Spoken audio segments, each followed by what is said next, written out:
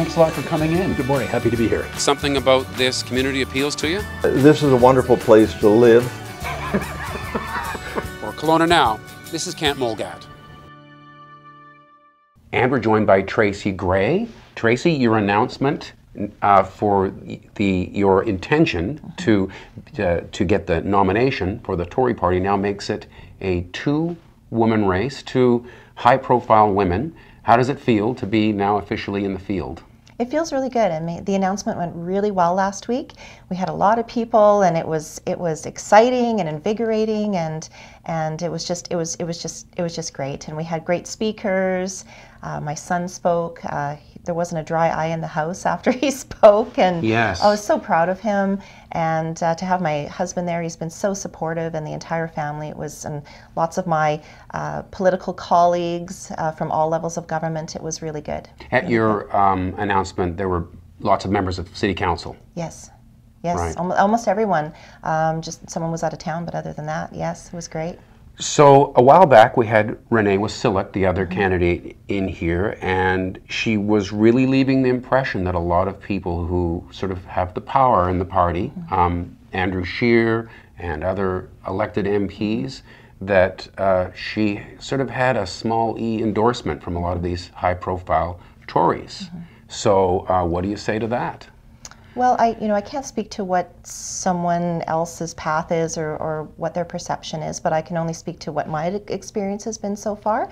So I've met with Andrew Shearer as well, and he was really supportive, and I've seen him a couple times since then, and he was happy to hear that I was still engaged.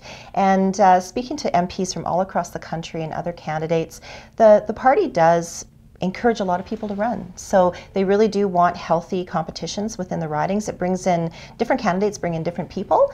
And I attended the National Convention in Halifax just a couple weeks ago. And one of the sessions there held by party leaders definitely stated that the nominations aren't led by the party. It's really led by the people in the that are living in the area. So they stated pretty clearly that they're involved in the process, but they don't oversee the process. It's really from within the riding that people get involved and then ultimately come out and vote. And you were saying prior to this that you expect others to join the race as well. So it could be quite a field of potential candidates. Potentially. So the nomination hasn't opened yet, and I know of two other people that have stated that they would be moving forward. Now, whether or not they actually do, or whether they announce, that'll be up to them. But I know of two other people that have said that they would be interested in seeking the nomination as well. So we'll just have to see who comes forth, once the nomination It could make opens. for a fun night. I remember decades ago there would be hundreds and hundreds of people at these events. Quite often there was a time when the Conservatives were pretty much always expected to win the general election, so that nomination meeting had all that much more emphasis on it, and it would be quite a vibrant evening. We could wind up with one like that. Yeah, we could, and so the date hasn't been picked yet. They're staging the nomination all across the country. So this area here will be opening up sometime in the fall, is what I was told when I was in Halifax. So we don't know the exact date yet, but there will be one date that will be chosen that people will come out, and I think it's important for people to know too that this is a little different than a leadership race. It's not like when you join the party that you're tied to a particular person. It's you join, and you just join as yourself, and then when you go vote, no one knows who you vote for. Right. So it's a very individual thing. It's not like tied to a leadership race where you could say, oh, Kevin O'Leary signed up, however many people, and Andrew Shearer. It's not like that. You're not tied to a person, so you're just joining the party at large. But so far, it's yourself and Renee Wasilek. She is well known as the head of Troika, a development company in town. So are you comfortable sort of discussing how you would differentiate yourself from Renee as a candidate? If people are sort of new to both of you, how would you say, well, this is how we're different? Well, the other potential nominee is definitely accomplished, and I don't think we should diminish that. As you know, I've got a lot of business background myself and lots of awards also, but I've really changed my focus over the last 4 years while I've been an elected official. And what I have learned is that being an entrepreneur is very different than being in government, not just around government, but being in government. So I look at the world differently now. I look through my entrepreneurial lens, but I also look through a public servant lens. And, I've had a lot of really good elected leaders that I would consider mentors over the last 4 years that I've had the privilege to work with. And, also working on a lot of the regional type boards and government, like the regional district of the Central Okanagan, that's a regional government as well, Yes. which is the next step between the province. So there's a lot of learning in all of that. And I think that there's huge benefits to having been worked in government. You learn how to finesse, you learn how to work as a team, you learn how everything works within all levels of government and how to make things happen, how to get things done. I asked this question of the other person seeking the nomination. When I look at Andrew Shearer as the leader of your party, he's young, he's bright. When you look at where he sits on the political spectrum, I kind of think if one wanted the Conservatives to form the next government, he seems kind of right. He's quite socially conservative, and it seems to me if the Tories were to win a majority, they need to kind of grow beyond their normal base of about 30% and take votes away from the Liberals, which means you've kind of got to reach out to the left a little bit. So what do you think about that, and where do you see yourself? The same thing in this riding. If you're going to win it, if you become the candidate, you've got to take away a few people who voted for Stephen Fear last time.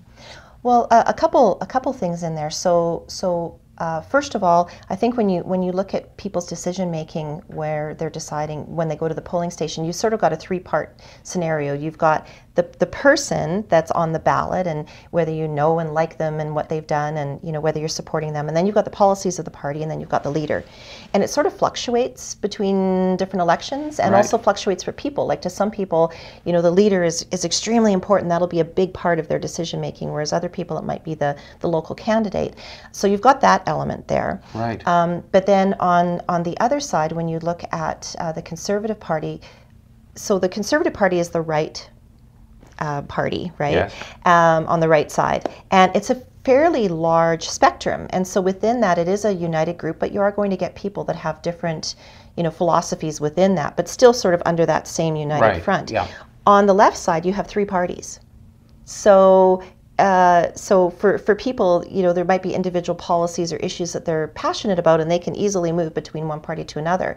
So it is a little bit more challenging when you have the one, large side that you've got to encompass and involve more people. So you're right. We've got to be, sort of dancing within that spectrum and making sure that you're resonating with everyone that's in there. And we want to rally up the true Conservatives that are fiscally responsible. And people can be cynical about it, but what you usually see is during that primary phase, when you're trying to get the nomination, the candidate tends to speak really from the right end of things, and then once you get the nomination, there's a little bit of an evolution, because now you've got to reach out, right? And that doesn't mean that you were disagreeing with yourself, but there's two phases, right? And I think people sort of get used to that. But on terms of social conservatives and social conservatism, I asked the other potential candidate about the Pride March, for instance. Andrew Shearer made it clear that that's not something that he would participate in. The other potential candidate said that she wouldn't likely be seen marching in a Pride parade, although she's very supportive of that element of our society. What about you? You've been a marcher in the Pride parade. Yeah, I usually am, and unless I'm out of town, so I don't have a problem with it myself. Is that off-putting for some people who would count themselves as conservatives? Well, not all conservatives would find that off-putting, and that's but would part some, of where. do you think? Well, some might, but again, you've got that giant, you've got this wide spectrum that you're sort of pulling from. So, but for myself, I've never had an issue with it, and I support it and support the movement, and I walked in it this year. So, along with many other elected officials from all levels of government. So, no problem for me. And especially, if you're in a general election, you want to be reaching out to all segments of society, right? You need to draw votes from wherever you can get them. Well, and it's a matter of connecting with people and really talking to them, and you know, I find people aren't black and white, you know, and it's almost a shame that we have to have these labels on different things. So I mean, people are complex, and sometimes there'll be one issue that'll resonate more with someone than another. But it's a matter of looking at, say, on the party level, when you're looking at policies, which parties' policies resonate with you the most. Right. Because there might be some things that you may not agree with any party, but which ones really, you know, in the core of their principles and principles, which one really resonates with you the most? Right. And that's why I'm, you know, going in this direction, because the overarching founding principles really do resonate with me. It's what I was brought up on. Right. You know, you work hard, you should be able to get ahead. You should right. be able to plan for your retirement, respect everyone. You know, some of those core principles. Yeah, like reading your resume, I think people know that you're very hardworking. You're, you know, currently a member of City Council, and then you're involved in business, and you do a lot of things. But will you have time to put in the hard work you need to try to win the nomination first, and potentially an election after that? Yeah, so what's happening right now, timing is really great, and it's really a challenge too. It's a little bit of both. So one of the reasons why I held off on announcing a little bit longer was because I really didn't want the announcement to overshadow the work that I still have to do on council and all the other things that I'm involved in. So, but we're a month out now, so the timing seemed right. There's still a lot of work to do on council and all the different boards that I sit on, but I'm fully committed to, you know, working forward with this nomination. I put everything else on hold, and it's you know, it's what I'm focusing on. It's what I'm committed to. You know, going to the national convention. That was. You know, that I did not go as a delegate. I went as an observer on my own, and you know, that took a lot of time and effort, but I thought that there was value in that, and it certainly was. You know, connecting with people from all across the country, and now I've got this binder full of notes that I can bring forth for the election next year.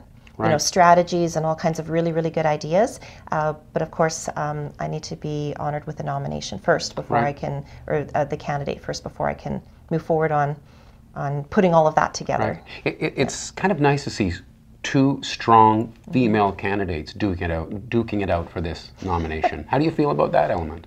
Well, I mean, the gender part doesn't bring any relevance in for me at all. I mean, you just want good candidates from any demographic. It wouldn't have happened in 1950, right? I'm just saying that it does show. You know, maybe it's probably not an issue, but to see that, it does say something about where we're at as a society.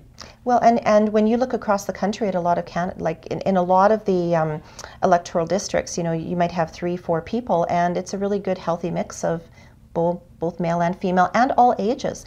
Like you know, I've talked to successful candidates from across the country that are in their late 20s, and that are just vibrant individuals. You know, and then others that are, you know, much older. So I think it'll be a really good mix of people from all kinds of different demographics.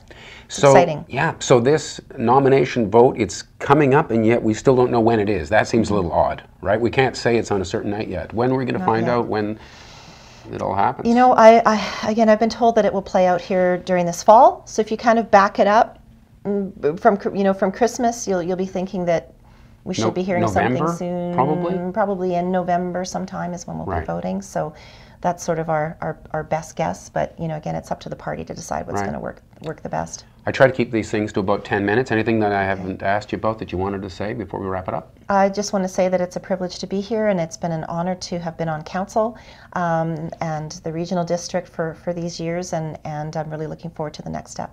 So you're sad to give that part up? It is bittersweet. You know, it's been the last month, there's been a lot of last ofs. You know, you realize this is the last time I'm going to do this. This is the last time I'm going to see that person or be involved in this. So, yeah, that's I'm going to miss a lot of it, and especially a lot of the people. I mean, we have incredible staff at the city, and my fellow councillors. It's you know, you see them almost every day. Sometimes you see them more than you do your family. So I'm going to miss that, but I know that I'm going in a really good direction, and I have huge support, and I wouldn't be doing it otherwise. So it's a big chapter. We'll see how it turns out. Tracy Gray, thank you so much. Thanks for coming in, and thank you for watching Kelowna Now.